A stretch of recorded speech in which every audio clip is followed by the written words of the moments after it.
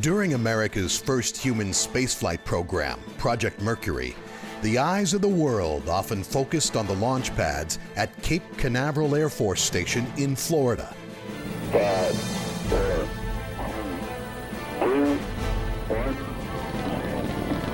Liftoff. All right, liftoff, and the clock is turning.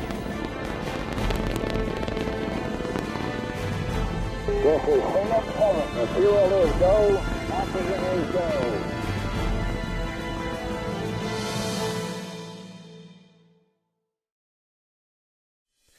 Another centerpiece facility for astronaut training, crew quarters, and spacecraft processing was Hangar S at the Cape.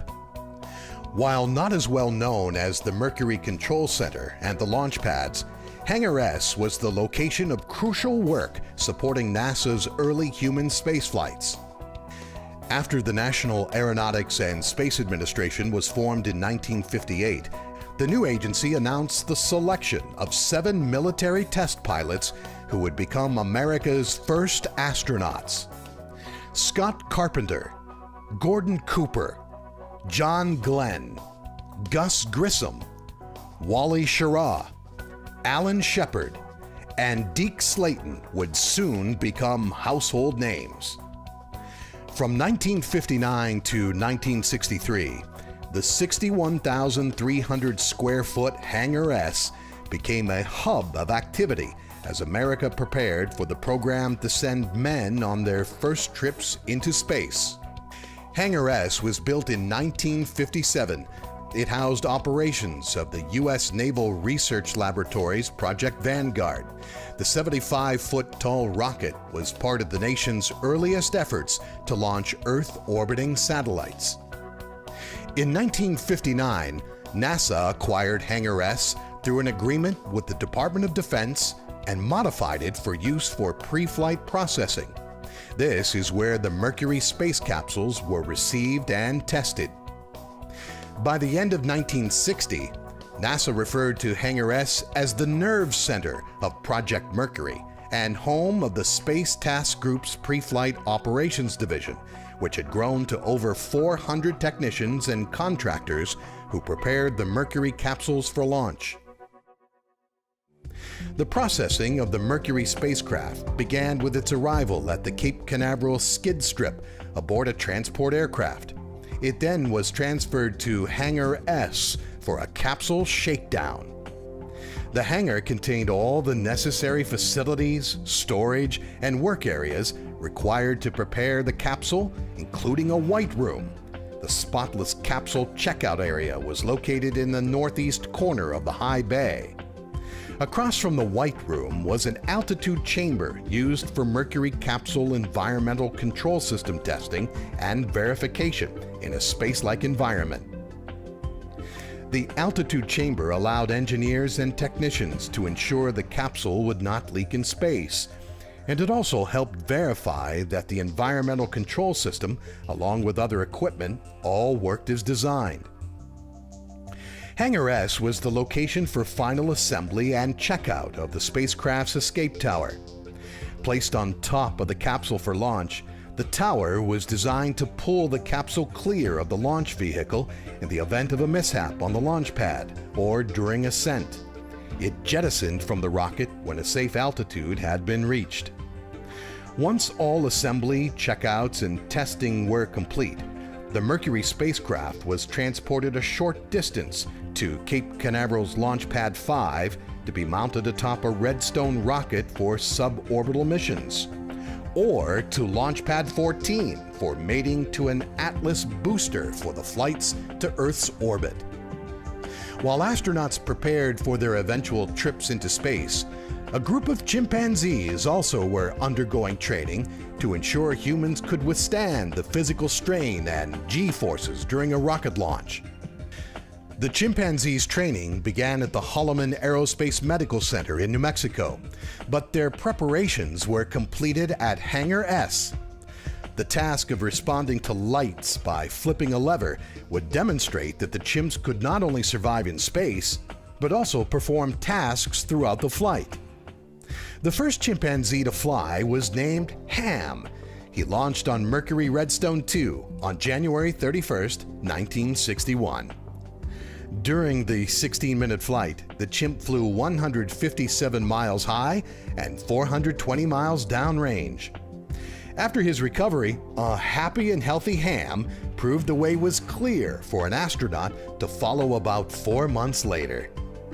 On May 5, 1961, Alan Shepard became the first American to fly in space during a 15-minute suborbital flight.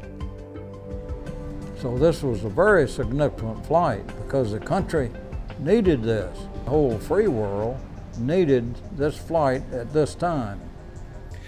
2 months later, Gus Grissom flew a similar suborbital mission aboard the Mercury capsule he named Liberty Bell 7. Throughout Project Mercury, Hangar S served as not only a spacecraft preparation facility, but it also was the base of operation for the astronauts after they arrived at the Cape, especially in the days and weeks just prior to launch. The astronauts often spent 12-hour days or even longer at Hangar S, rehearsing their missions in the procedures trainer, an exact mock-up of the Mercury capsule's interior. The simulations would help prepare astronauts and ground controllers for the real thing. Climbing into that spacecraft and sitting on the top of the rocket was something we had simulated time and time again. The hangar also was the location of the crew quarters located on the second floor. The astronauts slept, ate, suited up, and underwent medical examinations in the days and weeks before flight. But on occasion, astronauts described the crew quarters as simply austere and uncomfortable. A primary goal of Project Mercury was to determine how humans would respond to trips in the environment of space, so a regular part of preparations for launch were medical exams by the astronauts' medical team.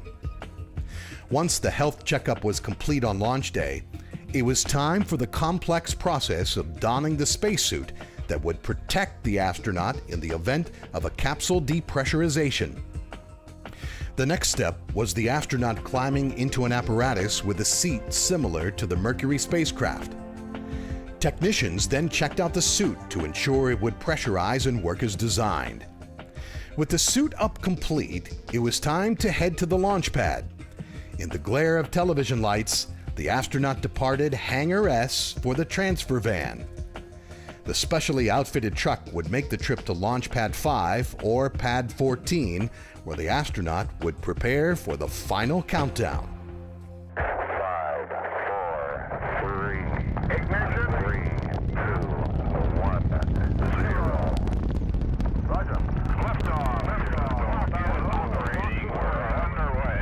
Roger. Reading loud and clear. License is reading. 3 days after John Glenn's historic mission on February 20th, 1962, President John F. Kennedy visited Cape Canaveral to see facilities such as Launch Pad 14, where Glenn lifted off.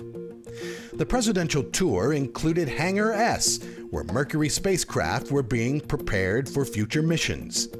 And during a special ceremony outside the hangar, President Kennedy congratulated America's first person to orbit the Earth and those who supported his historic mission. Glenn's mission was followed by 3 more orbital flights by astronauts Carpenter, Schirra, and Cooper, each with longer missions and increasingly sophisticated capsule maneuvers and experiments. Following completion of the Mercury missions, the spacecraft would be returned to Hangar S for post-flight inspections. Key parts would be removed for study, so lessons learned could be applied to future designs.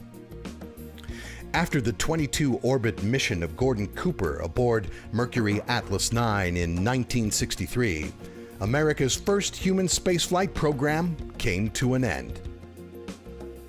Beginning the next year, Project Gemini would be NASA's bridge from the Mercury missions, learning how to meet President John F. Kennedy's goal to send astronauts to the moon. The first Gemini spacecraft also were processed for flight in Hangar S. The new program would allow humans to emerge from their spacecraft and begin to walk in space as well as rendezvous and dock with other orbiting spacecraft.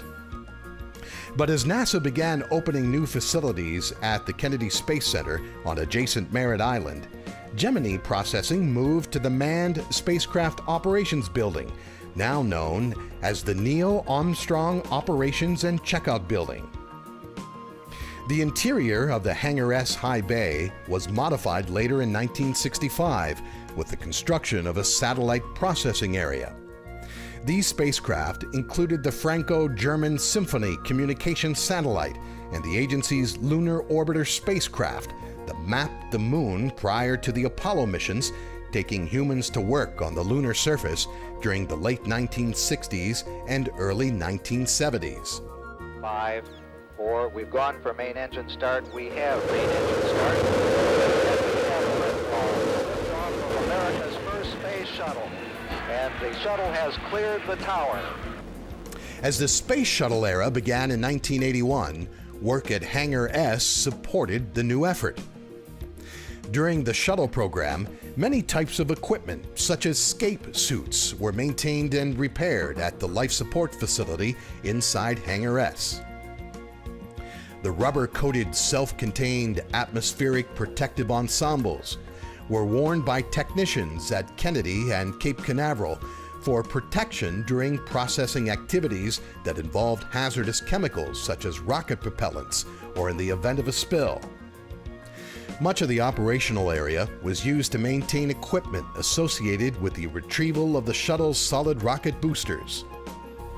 2, 1, 0, and liftoff, the final liftoff of Atlantis on the shoulders of the space shuttle. America will continue the dream.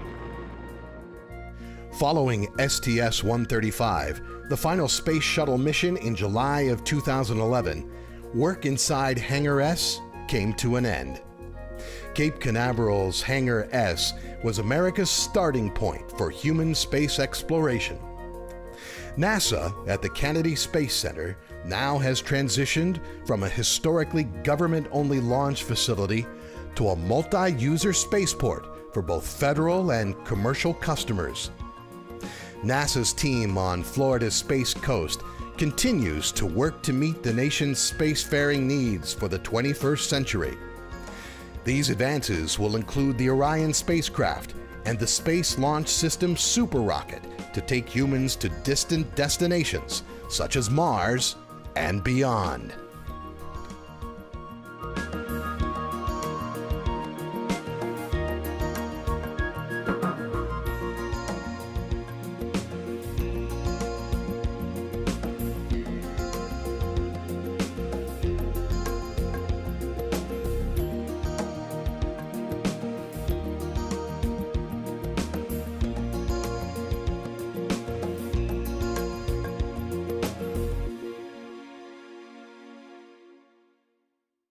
At the Cape.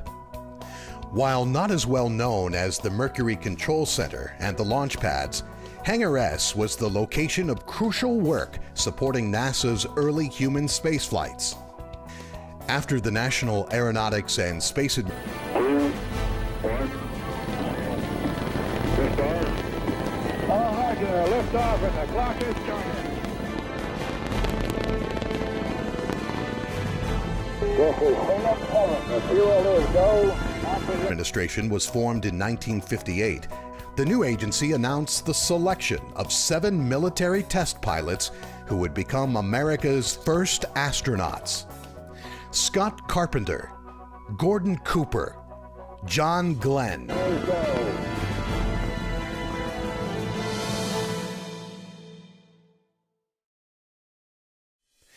Another centerpiece facility for astronaut training, crew quarters, and spacecraft processing was Hangar S. During America's first human spaceflight program, Project Mercury, the eyes of the world often focused on the launch pads at Cape Canaveral Air Force Station in Florida. 5,